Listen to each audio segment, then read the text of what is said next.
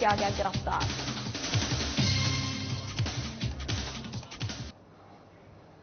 Bulletin की शुरुआत करते हैं। खबर रायपुर से है, जहां पर मिनी माता की पुण्यतिथि पर मुख्यमंत्री भूपेश बघेल ने शहीद स्मारक भवन में सतामी सम्मान समारोह के कार्यक्रम में शिरकत की, जिसमें उन्होंने सतामी समाज के स्वयं सहायता समूह की महिलाओं और पत्रकारों सहित अन्य संगठन के लोगों का भी सम्मान किया। वहीं आपको बता दें कि उनकी पुण्यतिथि को लेकर मुख्यमंत्री ने कहा कि वो वरिष्ठ नेता रही हैं, मध्य प्रदेश की पहली सांसद महिला रह चुकी है। उनके बहुत सारे योगदान है राजनीति में, जिन्हें भुलाया नहीं जा सकता है।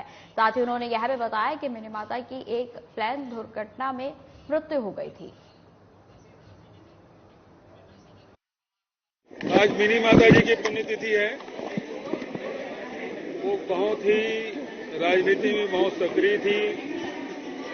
अनेक बार लोकसभा का प्रतिनिधित्व उन्होंने किया। अनुसूचित जाति समाज के लोगों के उत्थान और विकास में निरंतर वो सचेत रहती थी। प्रथम महिला सांसद थी मध्य प्रदेश में, अविभाजित मध्य प्रदेश की पहली महिला सांसद, और उनके अनेक योगदान है जिसे कभी भुलाया नहीं जा सकता।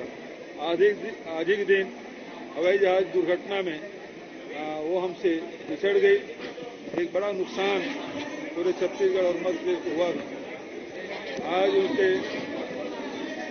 पुण्यतिथि में उन्हें हम लोग स्मरण करते हैं, भावभीनी। अब खबर सेंधवा से है, जहां पर बीजेपी के कार्यकर्ता सम्मेलन में बीजेपी ने नेता जीतू जिराती के कार्यक्रम को संबोधित करते हुए कार्यकर्ताओं से बीजेपी को मजबूत करने की अपील की, और जिसके बाद मीडिया से चर्चा करते हुए कांग्रेस पार्टी पर जमकर निशाना भी साधा। उन्होंने जयेश को आड़े हाथों लेते हुए सामाजिक संगठन के नाम पर भोले भोले आदिवासी जो है उनके साथ छल करने और कांग्रेस का साथ देने का बताया है। उन्होंने कहा कि जयेश संगठन के नाम पर काम करता है, पर चुनाव के साथ कांग्रेस के साथ मिल जाता है।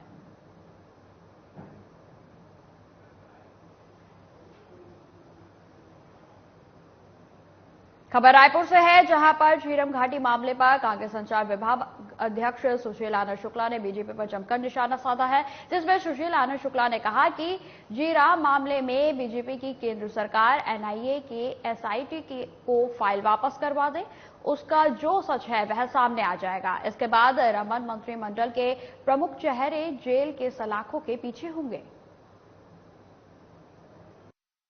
मामले में यदि भारतीय जनता पार्टी की केंद्र सरकार एनआईए से एसआईटी को फाइल वापस करवा दे, तो इसका जो सच है वो सामने आ जाएगा। यही नहीं, रमन मंत्रिमंडल के प्रमुख चेहरे जेल की सलाखों के पीछे होंगे।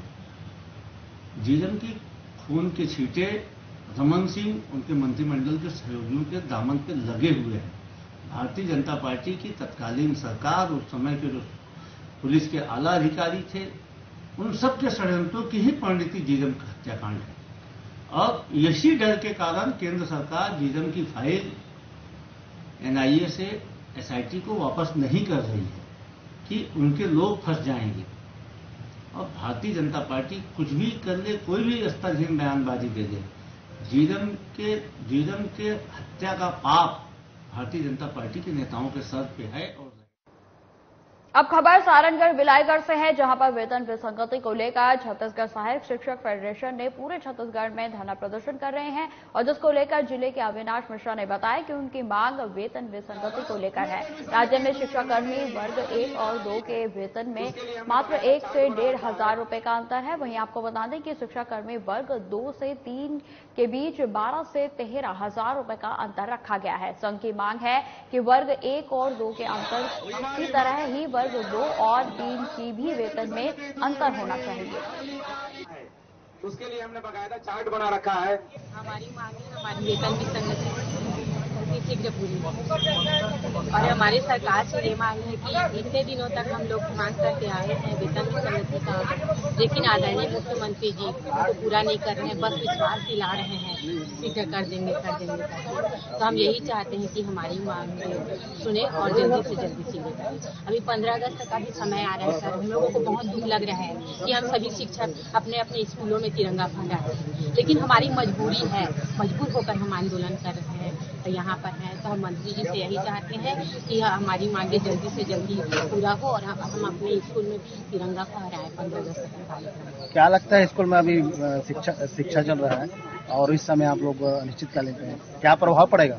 स्कूल में तो जरूर प्रभाव पड़ेगा सर, क्योंकि अकेले शिक्षक चला रहे होंगे स्कूल को और हम लोग हर स्कूल में 2 शिक्षक 3 शिक्षक चलाते हैं, तो बच्चों की पढ़ाई तो प्रभावित होती है, लेकिन हम लोग भी कुछ नहीं कर सकते सर। यही तो हम चाहते हैं कि हम अपने बच्चों को अच्छी शिक्षा दें, लेकिन सरकार के पूरा न करने पर हम युवा संसद। पिछले 5 सालों से जब से यह सरकार सत्ता में आई है, और उससे पहले माननीय भूपेश बघेल जी जब विपक्ष के नेता हुआ करते थे, उन्होंने कहा था कि हम जैसे सत्ता में आएंगे आपकी वेतन विसंगति दूर कर देंगे। उन्होंने यह स्वीकार भी किया था कि वर्ग 1 और वर्ग 2 की अपेक्षा वर्ग 3 के वेतन में बहुत ज्यादा अंतर है। पिछले 5 सालों से हम लगातार सरकार के सामने अपनी मांग दिखाते आ रहे हैं कि आप हमारी मांग को दूर करो, लेकिन इतने दिनों बाद दुर्भाग्य से मुझे कहना पड़ रहा है कि यह जनता की सरकार अपने वादे को पूरे नहीं कर रही। हम अपने मंच के माध्यम से सरकार से यही मांग करते हैं कि हमारी वेतन विसंगति को दूर करें और हमारा वेतन को वर्ग 2, वर्ग 1 और वर्ग 2 व्याख्याता एवं शिक्षक के। अब खबर कोंडागांव से है, जहां पर आदिम जाति, अनुसूचित जाति विकास, अन्य पिछड़ा वर्ग तथा अल्पसंख्यक विकास विभाग मंत्री मोहन मरकाम के द्वारा अपने विधानसभा में पेयजल के लिए पानी के टैंक का वितरण किया गया। आपको बता दें कि ग्रामीणों ने अपने मंत्री को आवेदन देकर गांव में सार्वजनिक कार्यक्रम के लिए पानी के टैंकर की समस्या बताकर मांग रखी थी, और वहीं ग्रामीणों की मांग को देखते हुए मंत्री ने समस्या का तत्काल समाधान करते हुए दर्जनों ग्राम पंचायतों में पानी के टैंकरों का वितरण किया गया। वहीं आपको बता दें कि इस दौरान पानी का टैंकर पाकर ग्रामीणों ने मंत्री मोहन मरकाम को धन्यवाद देकर खुशी जाहिर की है।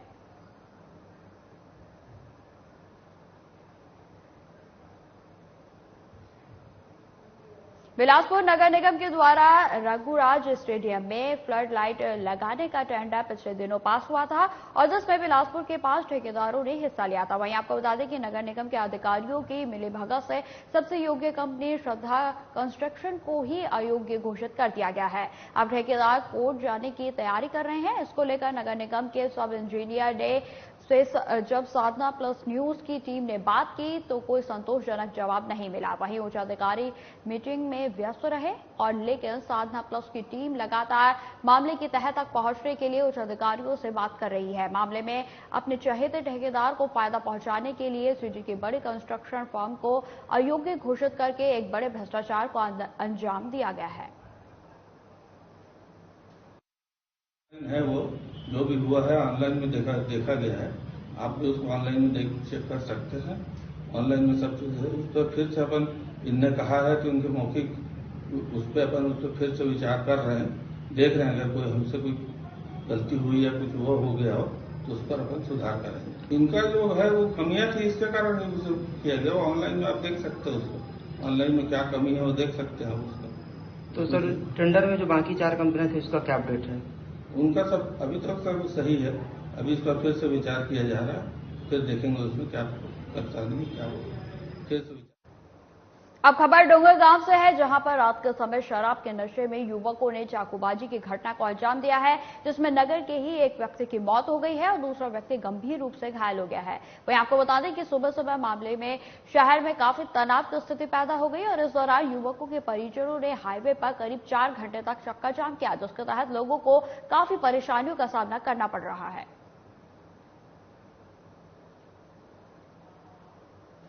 गांव के अंतर्गत शनि मंदिर के पास में ये जो मृतक है शेखर डीवर और एक और इसका फ्रेंड था डीवर, वो दोनों वहाँ पे थे और कुछ शराब वराब पी रहे थे। उसमें आरोपी सूरज रूपलानी ने बोला कि वो शराब पीते हो, उसके बारे में थोड़ा सा बात हुई, थोड़ी सी लड़ाई झगड़ा हुआ, जिसके चलते आरोपी अपने घर से एक धारदार चाकू लेकर आया और फिर उसके बाद उसने इनके ऊपर हमला किया, जिससे मृतक का देहांत हो गया और एक को चोट लगी है और वो पेंड्री अस्पताल में एडमिट है।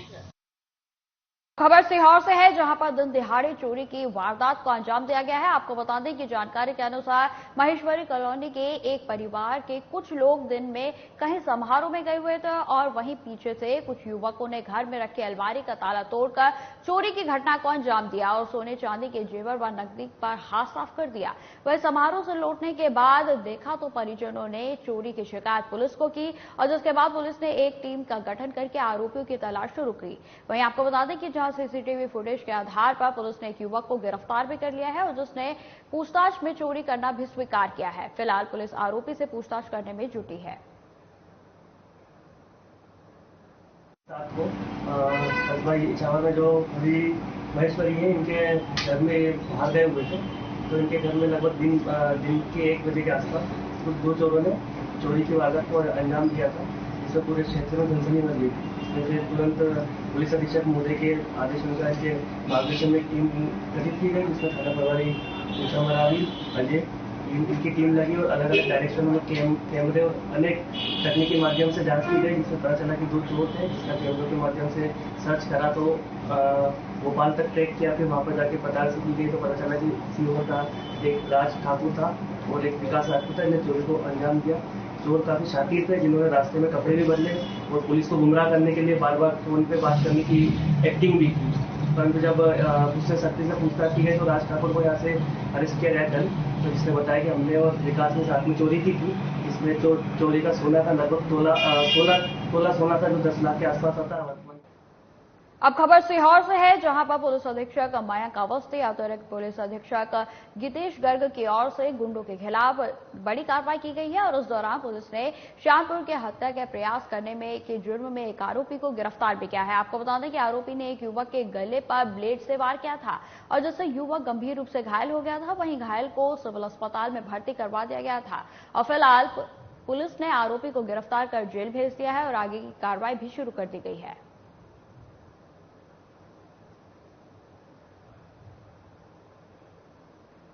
एक बार फिर अपनी एक सूत्रीय मांगों को लेकर शिक्षक अनिश्चितकालीन हड़ताल पर चले गए हैं। आपको बता दें कि छत्तीसगढ़ सहायक शिक्षक समग्र शिक्षक फेडरेशन के बैनर तले सरायपाली ब्लॉक मुख्यालय में अपनी एक सूत्रीय मांग को लेकर कल से शिक्षकों ने हड़ताल शुरू कर दी है।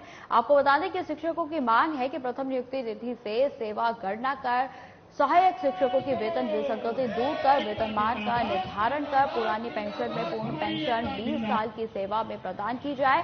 आपको बता दें कि पूर्व में भी हड़ताल कर सरकार को अपनी मांगों से अवगत कराया गया था और सरकार ने भी जल्द से जल्द मांगों को पूरा करने का आश्वासन दिया था, लेकिन अब तक उनकी मांगों को पूरा नहीं किया गया है और अपनी मांगों को पूरा करवाने के लिए मजबूरन होकर उन्हें एक बार फिर से अनिश्चितकालीन हड़ताल करनी पड़ रही है। शिक्षकों का कहना है कि इनके हड़ताल से बच्चों की पढ़ाई प्रभावित हो रही है, तो वहीं मामले पर सहायक विकास शिक्षा अधिकारी का भी यही कहना है कि शिक्षकों के हड़ताल पे जाने से स्कूलों में पढ़ाई प्रभावित हो रही है। वहीं व्यवस्था के तहत शिक्षकों को स्कूल में भेजा गया है। शिक्षकों के हड़ताल पे चले जाने से स्कूल का कार्य प्रभावित हो रहा है। अब देखना यह है कि शिक्षकों की हड़ताल कब तक खत्म होती है। देखिए, हमारा सबसे प्रमुख मुद्दा है वेतन विसंगति। जो सरकार ने अपने घोषणा पत्र में लिखा हुआ था कि जैसी हमारी सरकार बनती है तत्कालीन हमारे जो वर्तमान में अभी उप मुख्यमंत्री हैं टीएस सिंहदेव ने, उन्होंने भी ये बात कहा था मीडिया में भी सबके सामने कि 2 और 3 की जो मांगे हैं वो तो जायज है, लेकिन 3 के साथ धोखा हुआ है। जैसे ही हमारी सरकार बनती है सबसे पहले हम सहायक शिक्षकों की वेतन विसंगति को दूर करेंगे। लगातार आप लोग आंदोलन करते आए हैं, हड़ताल करते आए हैं, लेकिन आश्वासन मिला और अब आप लोग अनिश्चितकालीन हड़ताल पर हैं। देखिए, हमने जैसी सरकार बनी तो ज्ञापन के माध्यम से, पोस्टर लेखन के माध्यम से, बीच में सांकेतिक रूप से धरना प्रदर्शन करके सरकार को हमने कई बार जो है वो जगाने का प्रयास किया, लेकिन अभी कार्यकाल पूर्ण होने वाला है सरकार का, फिर भी अभी तक सरकार ने हमारी मांगों के ऊपर ध्यान नहीं दिया। प्रधान मैं शासकीय प्राथमिक शिक्षा पदस्थ हूँ सर। हम कल से अनिश्चितकालीन धरना पर बैठे हुए हैं। हमारी मुख्य मांगे हैं हमारे प्रथम नियुक्ति तिथि से गणना एवं हमें हमारी जो वेतन की संगति है वो दूर होनी चाहिए। बस इन्हीं मांगों को लेकर के हम आज धरना पर बैठे हुए हैं। बहुत सी बारिश भी हो रही है, बारिश की तरफ फिर भी हम डटे हुए हैं अपने पंडाल में। हम चाहते हैं कि हमारी जो सरकार है वो हमारी मांगों को, जायज मांगों को सुने और हमें हमारे जो वेतनमान है उसको सही तरह से दें। आप लोगों के धरना प्रदर्शन से बच्चों की जो पढ़ाई प्रभावित हो रही है, उसके बारे में आप क्या कहना चाहेंगे? पढ़ाई प्रभावित हो रही है सर, इसका हमें दुख है।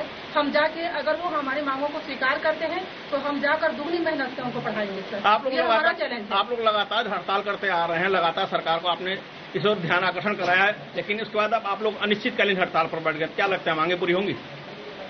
मांगे पूरी जरूर होंगी सर। हम चाहते हैं कि वो हमारी मांगे पूरी करे और जब जब हम हड़ताल किए हैं कुछ न कुछ तो हमको मिला ही है, तो इस बार भी चाहते हैं कि वो हमारी मांगों को वो पूरा करें। प्राथमिक शाला के जो सहायक शिक्षक है वो अपनी मांगों को लेकर के हड़ताल पे है और जहां शिक्षक की कमी हुई है, मिडिल स्कूल से शिक्षक की व्यवस्था की गई है और सभी जगह जो है पढ़ाई सुचारू रूप से संचालित है। मध्याह्न भोजन भी हमारा सुचारू रूप से संचालित है। कहीं कोई स्कूल बंद नहीं है। सर, स्कूल बंद नहीं वहां तक तो ठीक है, लेकिन अब शिक्षक अनिश्चितकालीन हड़ताल पर, कहीं न कहीं शिक्षा व्यवस्था पर इसका असर देखने को मिल रहा है। पर्याप्त शिक्षक नहीं है। जी, मैं बताया ना आपको, मिडिल स्कूल से हमने शिक्षकों का व्यवस्था किया गया है और अध्यापन कार्य जो है मिडिल स्कूल के शिक्षकों के द्वारा भी कराया जा रहा है और अधिकतर स्कूलों में प्रधान पाठक पदस्थ हैं, उनके द्वारा भी अध्यापन कार्य कराया जा रहा है। क्या आप मानते हैं कि शिक्षक की कहीं कमी नहीं है? शिक्षक की कमी नहीं है। सभी स्कूल हमारा संचालित है, सभी जगह पढ़ाई जो है सुचारू रूप से संचालित। सर, हड़ताल का कारण क्या मांगे हैं इनकी? उनकी विभिन्न मांगे हैं, वो अपनी मांगों को लेकर के हड़ताल पर है। अब खबर बिहार से है, जहां पर कलेक्टर डॉक्टर गिरीश कुमार मिश्रा ने परसवाड़ा विकासखंड के अंतर्गत लोक निर्माण विभाग के द्वारा कराए जा रहे ग्राम ठेमा में कोरजा सड़क और ढीपुर पहुंचकर मार्ग निर्माण कार्य का निरीक्षण किया और इस दौरान उन्होंने सड़क निर्माण के लिए किए जा रहे अर्थवर्क का निरीक्षण किया और अधिकारियों को सख्त दिशा निर्देश दिए कि सड़कों का कार्य गुणवत्ता के साथ समय सीमा में अनिवार्य रूप से पूर्ण किया जाए।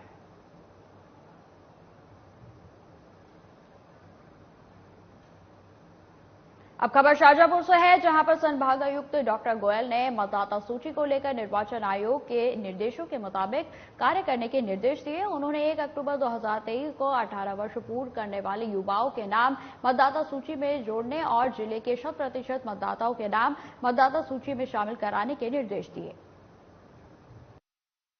रिवीजन किया जा रहा है सबनी इलेक्टोरल रोल्स का, तो उसके संबंध में आज शाजापुर जिले का मेरे द्वारा भ्रमण किया गया है और समीक्षा जो इलेक्टोरल रोल की रिवीजन है जिसमें नाम जुड़ने की मुख्यता प्रक्रिया है उसका रिव्यू किया गया है और इसके साथ ही जो सभी पॉलिटिकल पार्टीज के रिप्रेजेंटेटिव्स हैं उनको भी यहाँ पे आमंत्रण किया गया था और उनके भी सुझाव प्राप्त किए गए हैं और उनसे सहयोग की अपेक्षा की गई है। साथ में जो हमारे मतदान केंद्र है, मतदान केंद्र पे जो BLO हैं और जो हमारी सूची है, जो प्रारूप सूची है वो भी प्रकाशित हो चुकी है। तो सभी से हम निवेदन कर रहे हैं कि विशेषकर जो 18 साल के नए युवक जो मतदाता बन रहे हैं उनके नाम जुड़ना और कुछ छूटे हुए नाम हो वो जुड़ना, किसी का संशोधन होना वोटर कार्ड में जानकारी का ठीक होना या कोई शिफ्ट हो गया है एक मतदान केंद्र से दूसरे मतदान केंद्र या किसी के वोटर कार्ड में कोई सुधार होना है। अब खबर सरायपाली से है, जहां पर एसडीएम हेमंत नंदनवार ने फिर सरायपाली नगर में संचालित मामा भांजा होटल में छापेमारी कर कार्रवाई की है। इस दौरान भारी मात्रा में अवैध शराब भी जब्त की गई और अवैध शराब जब्त करने के बाद होटल को सील कर दिया गया। आपको बता दें कि कुछ दिन पहले भी कलेक्टर ने बसना नगर के एक होटल में छापा मारकर वहां से भी भारी मात्रा में अवैध शराब को जब्त करते हुए होटल को सील कर दिया गया था और उसके बाद ये कार्रवाई दूसरे होटल में की गई है।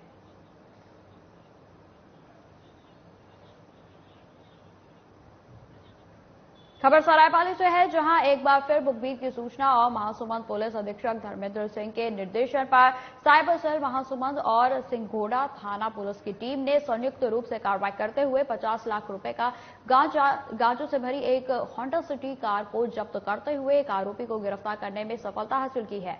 दरअसल पुलिस को मुखबिर से सूचना मिली थी कि अवैध मादक पदार्थ गांजे की बड़ी खेप कार में उड़ीसा से महासुमंद होते हुए छत्तीसगढ़ से महाराष्ट्र ले जाने वाले हैं और जिस पर तत्काल चंडाल पुलिस अधीक्षक महासुमंत धर्मेंद्र सिंह के द्वारा थाना सिंघोड़ा प्रभारी एवं साइबर सेल की टीम को त्वरित कार्रवाई उनके द्वारा की गई और जानकारी के अनुसार वाहन में एक व्यक्ति सवार मिला, जिसने नाम पता पूछने पर व्यक्ति ने अपना नाम दीपक साहू, थाना सुपेला भिलाई दुर्ग का होना बताया है। वहीं वाहन पर अवैध गांजा परिवहन करते पाए जाने के मौके पर आरोपी को गिरफ्तार कर 2 क्विंटल गांजा, जिसकी कीमत लगभग 50 लाख रुपए एवं एक होंडा सिटी कार को जब्त किया गया है। मामले में पुलिस द्वारा आरोपी के विरुद्ध एनडीपीएस एक्ट के तहत थाना सिंघोड़ा में कार्रवाई जारी है।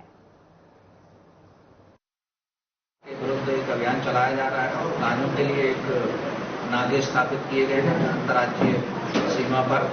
तो रेटी खोल नाके पर हमारे यहाँ सतत चेकिंग जारी थी। उसी चेकिंग के दौरान एक होंडा सिटी कार जो कि एमएच पासिंग है, जिसको रोका गया और आरोपी जो था लड़खड़ाने लगा, तो उसको फिर पूछताछ की गई और उसकी डिग्गी खोल के दी गई। तो पूरी गाड़ी में करीब 200 किलो गांजे के पैकेट छुपा के रखे हुए था, जिसे मौके पर ही गिरफ्तार किया गया और नारकोटिक एक्ट के तहत कार्रवाई की गई। कहाँ से लेकर आ रहा था? ये उड़ीसा से गांजा लेकर जा रहा था और महाराष्ट्र लेके जा रहा था। इसको इतना बताया गया था कि देवरी आके छोड़ देना, आप तो देवरी पे अपना गाड़ी को छोड़ता। और एक व्यक्ति और है दुर्ग का, उसके नाम का भी खुलासा हुआ है, उसे भी बाकरी मंडी प्रांगण में जिला प्रशासन के निर्देश के अनुसार बिहार समूह की महिलाओं के द्वारा मतदाता जागरूकता रैली निकाली गई और मतदाता जागरूकता रैली के माध्यम से पूर्व मंडी प्रांगण में मतदान हेतु शपथ भी दिलाई गई। आपको बता दें कि समूह की महिलाओं को संबोधित करते हुए डिप्टी कलेक्टर अनिकेत साहू ने कहा कि आप अपने क्षेत्र में लोगों को अपने मतदान के हेतु प्रेरित करें और वहीं माकड़ी विकासखंड मुख्यालय के चारों क्लस्टर से अध्यक्ष, सचिव और समूह की महिलाओं ने नगर भ्रमण कर मतदाता जागरूकता रैली मंडी स्थल से तहसील कार्यालय तक नारेबाजी करते हुए निकाली। मतदाता संबंधित नारे भी इस दौरान जो है वो लगाए गए।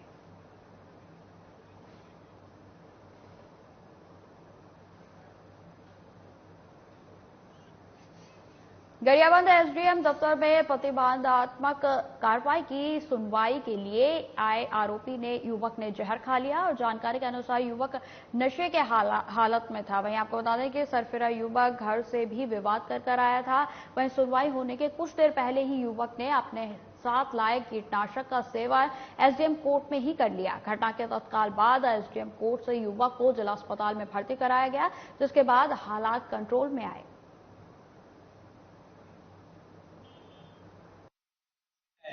जो बाहर से पायजन लेकर के आए हैं, उसका नाम है ममतो, पिताजी का नाम पुनीत राम टंडन, पंडितराई का रहने वाला है। जब जैसे ही पेशेंट आया, हम लोगों ने उनका स्टमक वॉश करके प्राइमरी मैनेजमेंट स्टार्ट कर दिया। क्या कहाँ से आया है, क्या हो गया, क्या कहाँ पर क्या किया है? प्रशासन की तरफ से वहाँ से लेके आए हैं। पेशेंट यहाँ पे आया है तो अभी वो टॉलरेबल स्थिति में नहीं है, अपना पूर्ण होश में नहीं है, बयान देने के स्थिति में भी नहीं है। ऐसा तो लग रहा है कि वो नशा किया हुआ है, साथ में कुछ पायजन केस भी हुआ। वो पायजन क्या है वो स्थिति क्या है, कहाँ इलाज करेंगे? अभी कोशिश करते हैं, जैसे ही स्टेबल होगा उसके बाद। कबीरधाम जिले में मंत्री मोहम्मद अकबर का कवर्धा किला धराशाही करने में विपक्षी पार्टियां अपनी पूरी ताकत झोंक रही हैं। आपको बता दें कि वहीं बीजेपी के यह बहुत ही अच्छा कार्य माना जा रहा है। जानकारी के अनुसार चंडालपुर के ग्रामीणों ने मंत्री को अपने गांव में आने का आमंत्रण दिया था, लेकिन अकबर द्वारा अपने गांव में न आने और गांव की समस्या पर सुध न लेने के चलते ग्रामीणों में बेहद ही रोष था। जहां प्रदेश महामंत्री विजय शर्मा के नेतृत्व में गांव के लगभग 100 ग्रामीणों ने बीजेपी ज्वाइन कर ली और मोहम्मद अकबर के कार्यों की जमकर आलोचना करते हुए नजर आए, जिसको लेकर विजय शर्मा ने सभी को बीजेपी में आने और कांग्रेस सरकार को उखाड़ फेंकने की सदस्यता में भागीदारी देने के लिए बधाई दी।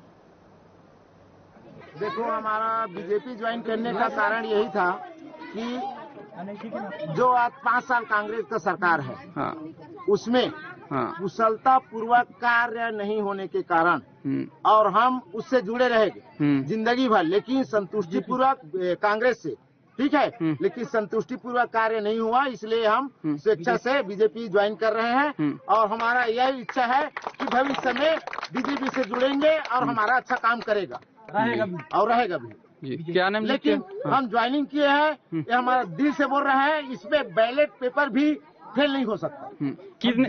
हाँ, बैलेट पेपर भी फेल नहीं हो सकता। कितने लोग, कितने की संख्या में आप लोग? फिलहाल इस बुलेटिन में इतना ही। खबरों की और भी जानकारी के लिए बने रहे हमारे साथ। नमस्कार।